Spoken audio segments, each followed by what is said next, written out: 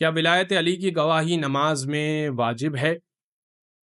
ولایت علی کی گواہی کلمے میں واجب ہے اور ہر عبادت کے لیے ضروری ہے کہ ولایت علی کی گواہی دل میں ہو۔ بغیر علی کے ولایت کے نمازیں، روزے، حج، زکوٰۃ، خمس، جہاد، امر بالمعروف، نہی عن المنکر، یہ سب بیکار ہے۔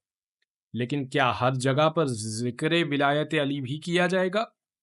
تو اس کے لیے پھر احادیث معصومین کی طرف ظاہر سی بات ہے کہ رجوع کرنا پڑے گا اور دلیل کی ضرورت پڑے گی کہ کیا میں روزہ کشائی کرتے وقت ولایت علی کا اقرار کروں؟ کیا میں جہاد پہ جاؤں تو ولایت علی کا اقرار کروں؟ کیا میں کسی کو نصیحت کروں تو ولایت علی کا اقرار کروں؟ کیا میں فطرہ دوں تو ولایت علی کا اقرار کروں؟ ہاں، دل میں تو علی کی محبت ہے، تو اس محبت کے ساتھ نماز چاہیے، اس محبت کے ساتھ روزہ چاہیے، اس محبت کے ساتھ امر بالمعروف چاہیے۔